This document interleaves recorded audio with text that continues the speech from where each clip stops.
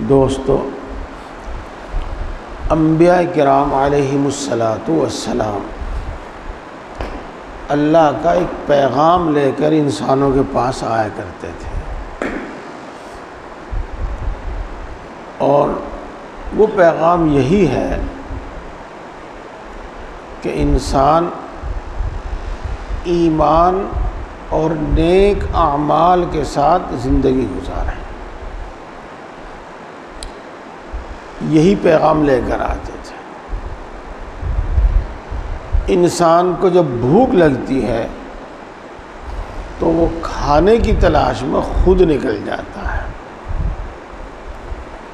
جو اس سے بن پڑتا ہے کرتا ہے۔ اس کی ساری ضرورتوں کا یہی حال ہے۔ جب یہ بیمار ہوتا ہے تو اپنی تکلیف، اپنا دکھ دور کرنے کے لیے نکلتا ہے۔ جہاں سے جو بھی کچھ بن پڑتا ہے یہ اپنی تکلیف دور کرنے کے لیے وہ کرتا ہے، لیکن اسے یہ پتہ نہیں ہے کہ اگر ایمان نہیں تو پھر تجھے کیا کیا تکلیف بھگتنی پڑے گی۔ انبیاء کرام علیہم الصلاۃ والسلام یہ باتیں بتانے کے لیے آتے تھے۔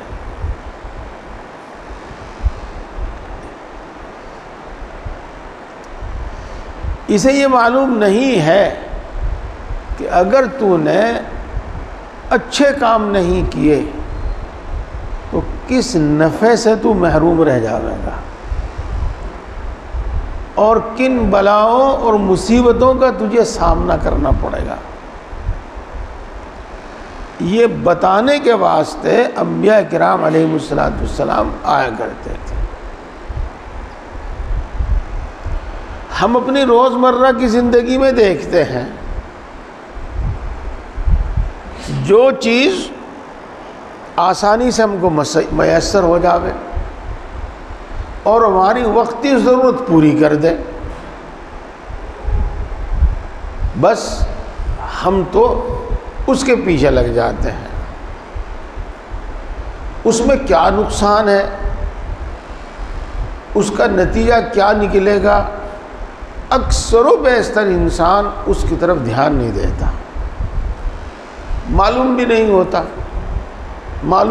ہوتا۔ تو جب آدمی نیک اعمال چھوڑتا ہے تو برے اعمال میں خود بخود مبتلا ہو جاتا ہے۔ نیک اعمال چھوڑ دینا، برے کاموں میں لگ جانا، اس کا نتیجہ جو ہوگا انبیاء کرام علیہ الصلوۃ والسلام اس کو بتانے کے واسطے دنیا میں تشریف لاتے تھے۔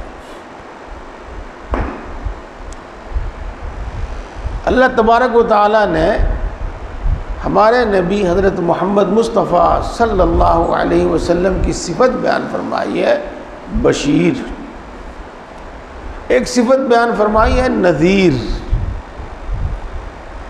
وہ یہی ہے کہ نیک اعمال کا کیا نتیجہ ہوگا اور برے اعمال کا کیا نتیجہ ہوگا، نیک اعمال کا انجام کیا ہے اور برے اعمال کا انجام کیا ہے، یہی بتانے کے واسطے انبیاء کرام علیہ الصلوۃ والسلام آیا کرتے تھے۔ آپ ترغیب اور ترہیب میں یہی پڑھتے ہیں، اور قرآن پاک میں اللہ تبارک و تعالیٰ نے جہاں ایمان کا حکم دیا تو اس کا پھل اور ثمرہ بھی بیان کیا کہ اس کا نتیجہ یہ ہوگا، اس کا انجام یہ ہوگا۔ جہاں کفر سے ڈرایا اور کفر سے بچنے کا حکم دیا، وہاں یہ بھی بتایا کہ کفر کا نتیجہ، کفر کا انجام کیا ہوگا۔ اس لیے میرے بھائیوں، فکر کرنے کی چیز یہ ہے، فکر کرنے کی چیز یہی ہے۔ کل سے میں ایک ہی بات بیان کر رہا ہوں، اور ہر مہینے میں ایک بات بھی اچھی طرح دل میں بیٹھ جاوے، ذہن میں بیٹھ جاوے تو سفر کامیاب ہے۔ اس میں کوئی شک و شبہ نہیں۔ الحمدللہ ثم الحمدللہ، ہم سب مومن ہیں، لیکن اس کی جانچ کرنے کی ضرورت ہے کہ ایمان کیسا ہے۔ ایمان نام ہے یقین کا، سنیے، ایمان نام ہے یقین کا، اور جب شک آ جاتا ہے تو یقین ختم ہو جاتا ہے۔ یقین اسی کو کہتے ہیں کہ شک و شبہ نہ ہو۔ آج جو میرے سامنے کیفیت ہے، جس کی طرف طبیعت بہت متوجہ ہے، کہ ہمیں ہر چیز میں، ہر حکم میں، ایمان سے لے کر ہر چھوٹے بڑے اعمال میں یہی دکھائی دیتا ہے۔ کیا مسلمان تو ایسے ہوتے ہیں، مسلمان تو ایسے ہوتے ہیں، بس جس کا صاف صاف مطلب یہ ہوتا ہے کہ اسلام کے اندر تو یہی برائیاں ہیں، اسلام کے ماننے والے تو ایسے ہوتے ہیں۔ ہر حکم کے لیے عذر۔ فجر کی نماز میں صبح کو اٹھا نہیں جاتا، ظہر کے بعد گاہک بہت ہوتے ہیں، اکیلا ہوں، دکان چھوڑی نہیں جاتی، جی عشاء میں آتے آتے بہت دیر ہو جاتی ہے، ہر چیز میں عذر۔ جھوٹ بولنے بغیر کام نہیں چلتا، ملاوٹ کے بغیر کام نہیں چلتا، ہر چیز میں عذر۔ نرمی برتنے سے کام نہیں چلتا، ہر صفت، ہر جگہ عذر دکھائی دیتا ہے۔ یہ شک کی کیفیت ہے، یہ شک کی کیفیت ہے۔ جب اللہ پر ایمان، اللہ کے رسول پر ایمان، اللہ کی کتاب پر ایمان، تو اس کا مطلب تو یہی بنتا ہے اللہ سچا، اللہ کا رسول سچا، اللہ کی کتاب سچی، اللہ نے اپنی کتاب میں جو بیان کیا وہ سب سچ۔ پھر یہ کیفیت کیوں ہے؟ اسی کو ایمان کا بگاڑ، اعمال کا بگاڑ، اخلاق کا بگاڑ، اور اسی کی فکر پیدا کی جاوے کہ یہ بگاڑ ختم ہو، اصلاح ہو اور یہ بگاڑ ختم ہو، ایمان کامل میسر ہو، اعمال صالحہ کے عادی ہوں، برے اعمال سے دور رہنا، اعمال میں جو مشقت ہے اس کی طرف دھیان نہ دیا جاوے۔ مان لو دنیا کا کوئی نقصان بھی ہے، اس کی طرف دھیان نہ دیا جاوے۔ گناہوں سے بچنے میں جو مشقت ہے اس کو برداشت کیا جاوے، گناہ میں جو فائدہ ہے اس کی طرف دھیان نہ دیا جاوے، ایسی طبیعت بن جاوے۔ رہی بات یہ کہ ہماری دنیا کا کیا ہوگا، میرے بھائیوں، دنیا سنوارنے کے لیے ہے ہمارا دین، آخرت تو اس کا پھل ہے، آخرت تو اس کا پھل ہے، انعام ہے۔ ان سب چیزوں کو سمجھنا ہے اور اس فکر میں لگنا ہے کہ میرا عمل درست ہو جائے۔ اس کو سامنے رکھ کر اب سنیے، کسی پر بدگمانی مت کرو۔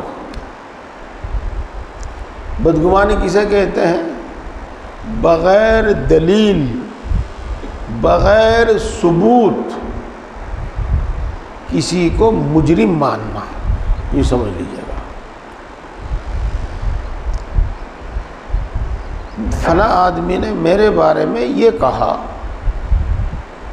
فلاں نے مجھے یہ بتایا، بس ہو نہ ہو فلاں شخص نے اس کو بتایا، فلاں نے کہا، اپنے آئیڈیا سے، اپنی اٹکلوں سے یہ طے کر لینا کہ میری بات اس نے بتائی، یہ بدگمانی ہے، یہ بدگمانی ہے۔ بدگمانی سے بچو۔ اگر کسی کے بارے میں آپ کو کوئی شک و شبہ ہے تو احتیاط برتیے، احتیاط برتیے، یہاں تک کی اجازت ہے، لیکن آپ اسی کو قصوروار ٹھہرا دیں اپنے دل میں، اسی کو قصوروار ٹھہرا دیں آپ دوسروں کے سامنے، یہ بدگمانی ہے۔ کسی کا عیب مت تلاش کرو، جی ہاں، کسی کی اندر کی باتیں، کسی کے گھر کی باتیں، کسی کی راز کی باتیں مت تلاش کرو، دوسروں سے مت پوچھو، جو بیان کرے اس کی مت سنو، یہ ہے۔ آپس میں حسد مت کرو۔ حسد کسے کہتے ہیں؟ حسد اس کو کہتے ہیں کہ دوسرے شخص کو اچھی حالت میں دیکھ کر دل دکھے، اس سے آگے بڑھ کر یہ تمنا ہو آدمی کے دل میں کہ مجھے ملے یا نہ ملے، لیکن اس کے پاس بھی نہیں رہنی چاہیے۔ ہمارے پڑوسی نے، ہمارے رشتہ دار نے، ہمارے دوست نے گاڑی خرید لی، مکان بنا لیا، کاروبار کر لیا، اب ہمیں دکھ ہو رہا ہے، دکھ کیوں ہو گیا اس کا؟ اس نے اب وہ چاہتا ہے اگر اس کے بس میں ہے روڈ اٹکاتا ہے، یہ حسد کے آثار ہیں۔ حسد مت کرو، بغض مت رکھو، دل کے اندر دشمنی مت رکھو۔ دل کے اندر دشمنی کیا ہوتی ہے؟ کسی شخص نے ہمارے ساتھ برا کیا، یا کسی سے ہمیں خواہ مخواہ کی برائی ہے، دل نہیں ملتا اس سے، یہاں تک تو کوئی حرج نہیں ہے، کوئی بات نہیں دل ملتا، یہاں تک تو کوئی حرج نہیں ہے۔ اس کے بعد آدمی دل میں موقع کی تلاش میں رہتا ہے کہ جب موقع ملے گا بدلہ لوں گا، جب موقع ملے گا ڈسوں گا، جب موقع ملے گا نقصان پہنچاؤں گا۔ اس کا نام ہے کینہ، اسی کا نام ہے بغض۔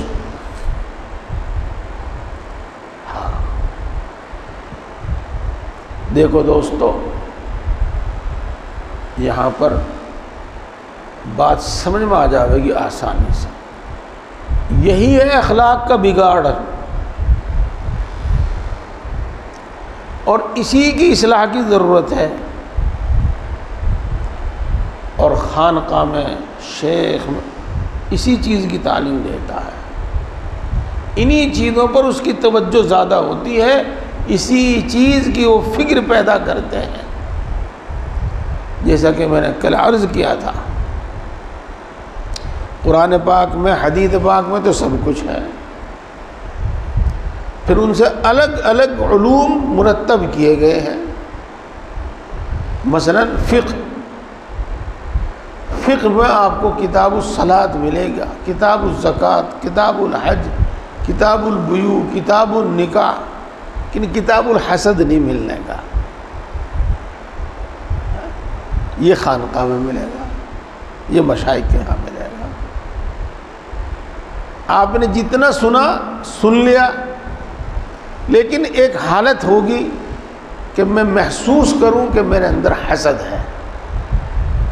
اب ضرورت پڑے گی کہ میرے دل کا حسد یہ کیسے ختم ہو۔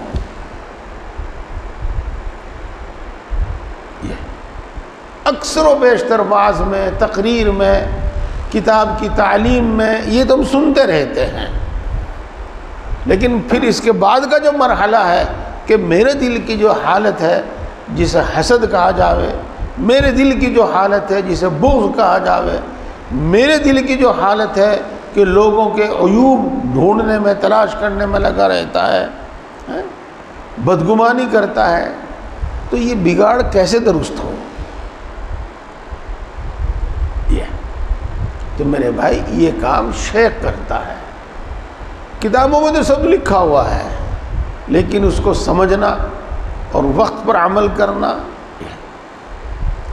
مشکل ہوتا ہے۔ اب مثال کے طور پر آپ نے حسد کی بات سنی، اس کا علاج شیخ بتائے گا۔ کیا آپ بتائے گا؟ اس کا علاج یہ ہے کہ جہاں ملے اس کو سلام کرو، جہاں ملے اس کو سلام کرو۔ ناگوار تو گزرے گا طبیعت پر، بھاری تو ہوگا، لیکن علاج ہے، یہی ہے۔ کبھی کبھی اس کی دعوت کر دو، کبھی اس کو بلا لو، کبھی تم خود اس کے پاس چلے جاؤ۔ اس کا اثر دیکھیں گے آپ کہ ہمدردی پیدا ہوگی، آپ اس کو کاروبار میں اچھا مشورہ دیں گے، آپ اس کی کاروبار میں مدد کریں گے۔ یہ نہیں کہ دل کے اندر یہ ہو کہ اس کا کاروبار فیل ہو جائے۔ یہ ہے علاج، یہ ہے علاج، یہی علاج بغض کا ہے، یہی علاج حسد کا ہے۔ عیب ڈھونڈتے ہیں، بلکہ ان کو اپنے پاس بڑی یادداشت کے ساتھ محفوظ رکھتے ہیں، اور کوئی وقت آتا ہے تو ان سے بلیک میل کرتے ہیں۔ نہیں ہے ایسا؟ ہاں ایسا۔ کوئی وقت آتا ہے تو پھر اس کے وہ عیب اس کے سامنے رکھ کر اس کو لاجواب اور شرمندہ کرتے ہیں۔ تو ایسے موقع پر کیا کچھ چیزیں ہیں، کمیاں تو میرے اندر بھی ہیں۔ اگر کوئی تیرے عیب تلاش کر کر کے لوگوں کے سامنے بیان کرنے لگے تو تیرا کیا؟ اگر اللہ تبارک و تعالی ناراض ہو جاوے اور وہ تیرے عیب ظاہر کر دے تو تیرا کیا ہوگا؟ یہ اس کا علاج ہے، یہ اس کا علاج ہے۔ ان باتوں کو سمجھو۔ میں ایک بات سمجھانا چاہتا ہوں، اصل بات صحیح راہ، اس لیے مجھے کچھ اور بھی کہنا پڑتا ہے۔ میرے بھائیوں، ذکر یہ ایک ذریعہ ہے اصلاح کا۔ تصوف صرف ذکر کا نام نہیں، یہ تو اصلاح کا ایک ذریعہ ہے۔ ان باتوں کو سمجھو۔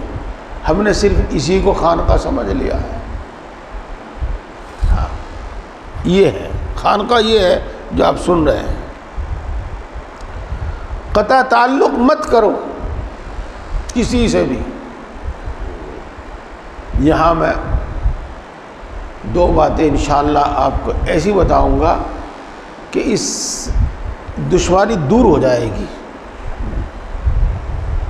میں نے عرض کیا تھا،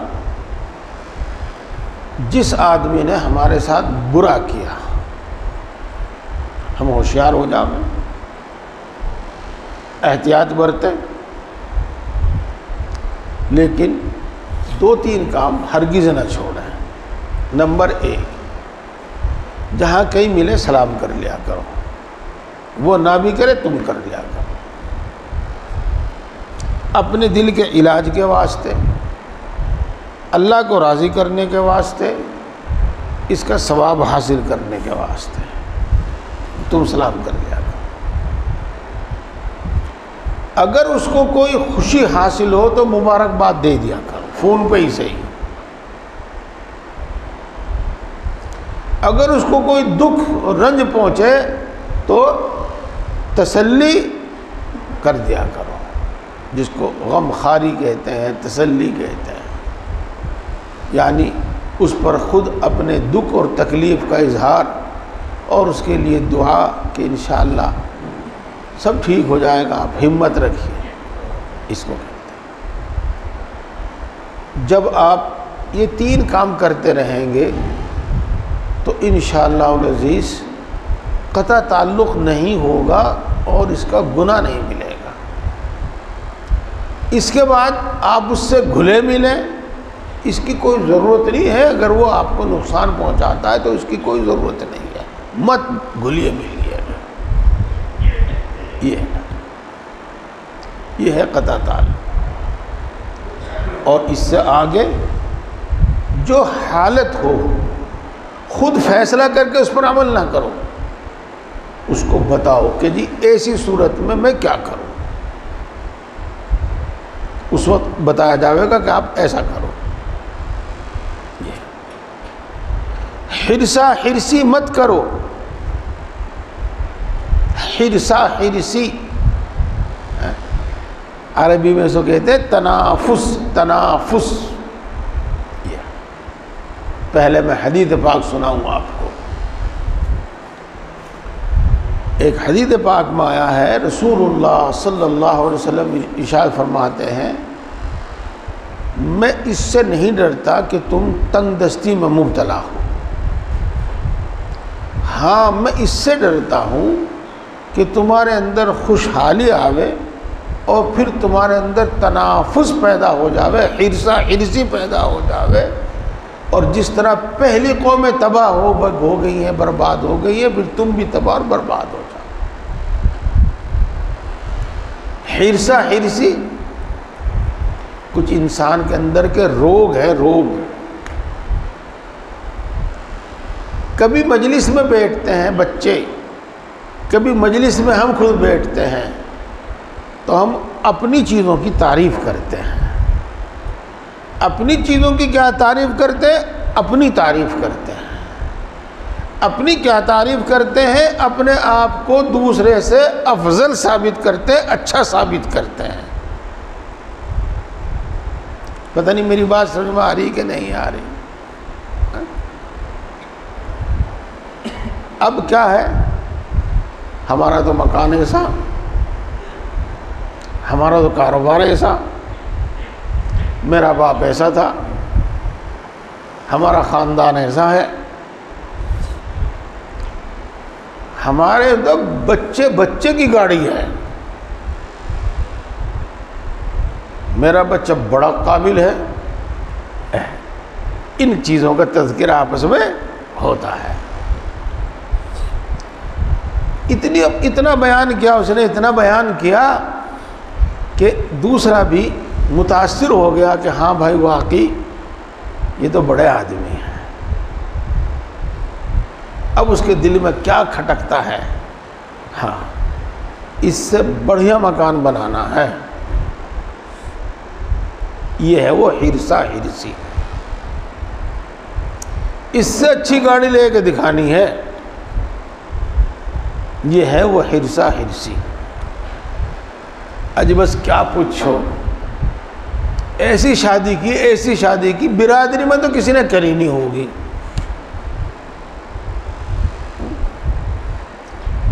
120 کھانے تھے، 120 آئٹم تھے۔ یہ اب دوسرا کیا ہے، بھائی کچھ ہی ہو جاؤ لیکن اسے گھٹانا۔ یہ ہے وہ حرصہ حرصی، اور یہ ہے وہ تنافس۔ یہ کپڑے جوتے سے لے کر اور کہاں کہاں تک چلتا ہے، اور یہ انسان کی تباہی اور بربادی کا سبب ہے، یاد رکھنا، یہ انسان کی تباہی اور بربادی کا سبب ہے۔ یہ اور پہلے میں آپ کو حضرت اقدس تھانوی نور اللہ مرقدہ کا قصہ سناتا ہوں۔ حضرت فرماتے ہیں کہ میں اپنے سامان کا جائزہ لیتا رہتا ہوں، کہ میرے سامان میں کون سا سامان ضرورت سے زیادہ ہے، اور جو میرا سامان ضرورت سے زیادہ ہوتا ہے چاہے میں اس کو بیچ دوں چاہے میں کسی کو دے دوں۔ اس لیے میرے بھائی جس سے اپنا کام چل جاوے بس ٹھیک ہے، اپنی ضرورت پوری ہو جاوے بس ٹھیک ہے، اپنے کو راحت مل جاوے، راحت کے ساتھ کام ہو جاوے ٹھیک ہے۔ تو اپنے آپ کو دیکھو، دوسروں کو نہ دیکھو۔ میری گنجائش کیا ہے، میری ضرورت کیا ہے، مجھے کس چیز میں راحت ہے، اس کو دیکھو۔ جی ہاں، ایک چیز میری زبان سے آپ بار بار سنتے ہیں، اور اس لیے میں کہتا ہوں کہ تقریباً سب لوگ اس میں مبتلا ہیں، جب وقت آتا ہے تو اس میں مبتلا ہیں۔ پہلے بیجا خرچ کرنا، چاہے کھانے پینے میں، چاہے شادی میں، چاہے لینے دینے میں، مکان بنانے میں، گاڑیاں لینے میں، شادیاں کرنے میں، پھر روتے پھرنا، پھر دعائیں کراتے پھرنا۔ یہ اگر کہیں سے کام بن جاوے تو واہ واہ، اور نہ کام بنے تو علماء پر اعتراض، اللہ والوں پر اعتراض، اللہ پر اعتراض۔ تو میرے بھائیوں، یہ ایک جگہ کا بگاڑ نہ معلوم کہاں تک جاتا ہے۔ اس لیے اپنی گنجائش، اپنی ضرورت دیکھو، اپنی راحت کا انتظام کرو، ہرسی میں مبتلا نہ ہو، ہرسی میں مبتلا نہ ہو۔ سب بھائی بھائی بن کر رہو، یہ سب حدیثوں کا، آیتوں کا ترجمہ ہے۔ سب بھائی بھائی بن کر رہو، بھائی بھائی بن کر رہو۔ دل کے بگاڑ کا تو کچھ کہنا نہیں، لیکن عام طور سے ایک بھائی کو دوسرے بھائی کے ساتھ ہمدردی ہوتی ہے، عام حالات میں تو ایک دوسرے کے ساتھ ہمدردی سے ساتھ رہو، درگزر کے ساتھ رہو، پیار محبت کے ساتھ رہو۔ جن سے بھی اپنا واسطہ ہے، جس میں ہمارے اڑوس پڑوس کے لوگ بھی شامل ہیں، چاہے وہ مسلم ہو، غیر مسلم ہو، چھوٹا ہو، بڑا ہو، ہمارے دوست احباب بھی اس میں شامل ہیں، ہمارے رشتہ دار بھی ان میں شامل ہیں۔ اگر دو آدمیوں میں رنجش ہو جاوے تو اصلاح کرا دیا کرو، صلح کرا دیا کرو، صلح کرا دیا کرو۔ بہت مرتبہ لڑتا ہے آدمی وقتی طور پر، غصے میں، غلط فہمی میں لڑتا ہے، لیکن صورتحال ہی وہ ہو جاتی ہے کہ میں قریب جاؤں تو سوچوں میری ناک کٹ گئی، اور وہ قریب آوے تو وہ سوچے کہ تیری ناک کٹ گئی، تو چھوٹا بن گیا۔ اکثر و بیشتر جب تیسرا آدمی بیچ میں پڑ جاتا ہے تو کچھ نانو کڑسی کر کے پھر دونوں ایک ہو جاتے ہیں۔ اسی کا نام ہے اصلاح ذات البین، آپس میں صلح کرا دینا، اور یہ بڑی عبادت ہے، بڑا اچھا نیک کام ہے۔ اگر تم سے کوئی معذرت کرے اور معافی چاہے تو اس کا قصور معاف کر دیا کرو۔ کسی نے کوئی واقعی غلطی کی اور وہ اپنی غلطی پر شرمندہ ہے، معافی چاہتا ہے تو معاف کر دو۔ وہ آئندہ بھی کرے گا، پھر بھی کرے گا، اس کو مت دیکھو، جب آئندہ ہوگا دیکھیے آئے، معاف کر دو۔ یہ جو کام کرو سوچ سمجھ کر کرو، انجام دیکھ کر کرو، اطمینان سے کرو۔ جلدی میں اکثر و بیشتر کام بگڑ جاتے ہیں۔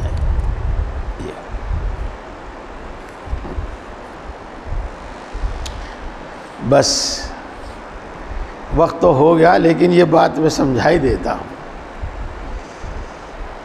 یہ تو ادھر جھک گئے اور یہ ادھر جھک گئے. ادھر جھکے جب گرے، ادھر جھکے جب گرے، اور بالکل سیدھے رہے تو کھڑے رہے. اگر توکل کرنے پر آویں گے تو اسباب اور تدبیر چھوڑ بیٹھیں گے،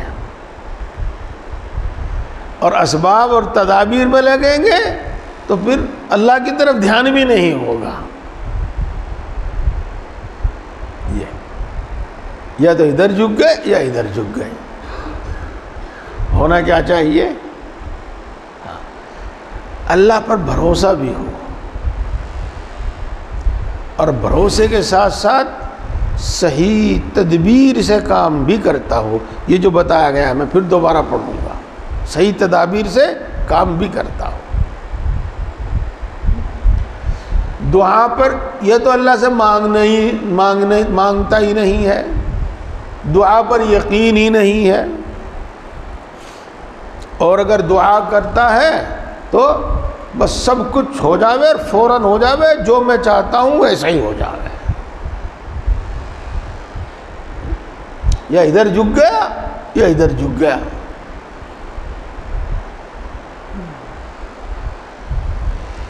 تو سب جگہ اکثر و بیشتر یہی ہے.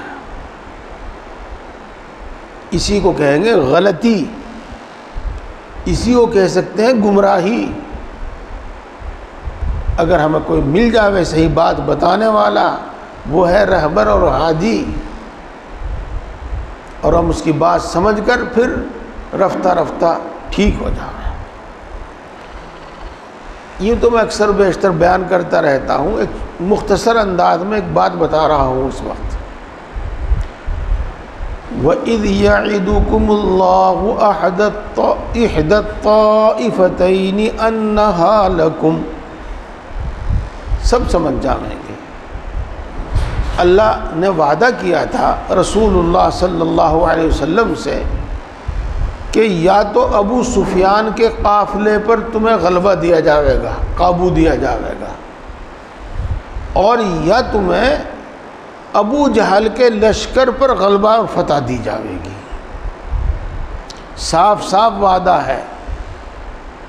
وَإِذْ يَعِدُكُمُ اللَّهُ إِحْدَى الطَّائِفَتَيْنِ أَنَّهَا لَكُمْ. میرے بھائی اتنی بات سمجھ میں آئی کہ نہیں آئی جو میں بتانا چاہتا ہوں کہ اللہ کا صاف صاف وعدہ ہے.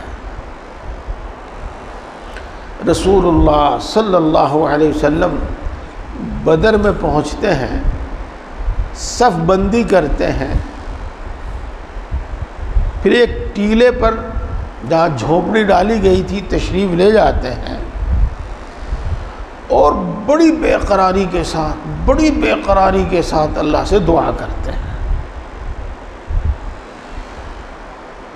کتنی بے قراری کے ساتھ کہ جب حضرت ابوبکر صدیق رضی اللہ تعالیٰ عنہ سے نہیں دیکھا گیا تو آپ کھڑے ہوئے، آپ کی چادر رسول اللہ صلی اللہ علیہ وسلم کی چادر آپ کے مونڈے پر کندھوں پر ڈالی اور کہنے لگے کہ اے اللہ کے رسول بس کیجئے، اللہ آپ کو رسوا نہیں کرے گا، بس رہنے دیجئے، اللہ آپ کو رسوا نہیں کرے گا. میرے دوستو، جب آدمی یہ بات سنتا ہے تو کیا اللہ کے رسول صلی اللہ علیہ وسلم کو اللہ کے وعدوں پر یقین نہیں تھا؟ پھر اتنے بے چین کیوں تھے؟ سوال سمجھ میں آیا؟ ہاں. دیکھو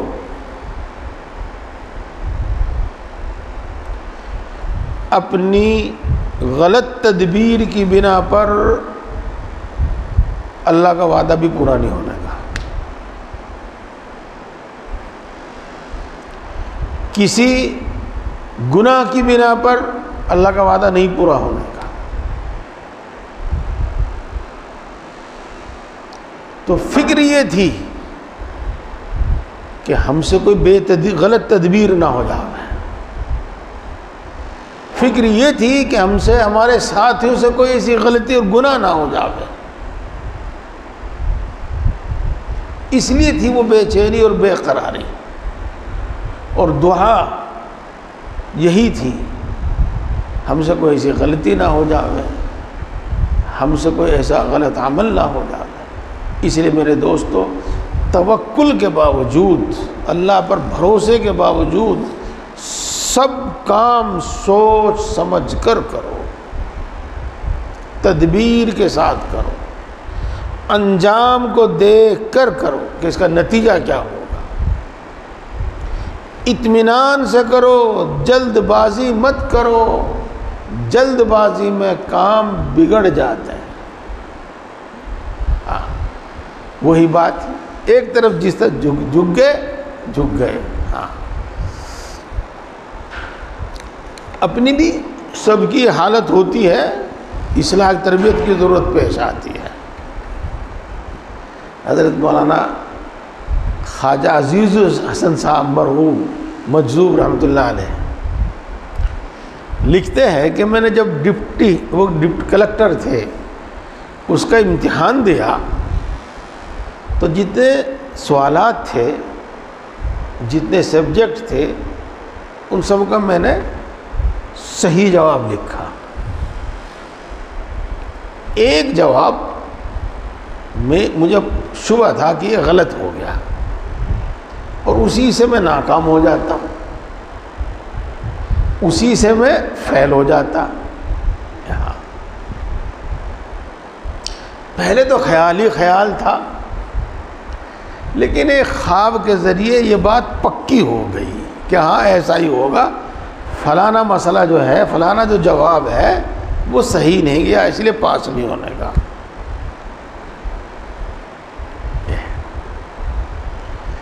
اس کے بعد خواب کے ذریعے یہ ایک بات پکی ہو گئی کہ حضرت تھانوی رحمۃ اللہ علیہ کی دعا کی برکت سے میں پاس ہو جاؤں گا۔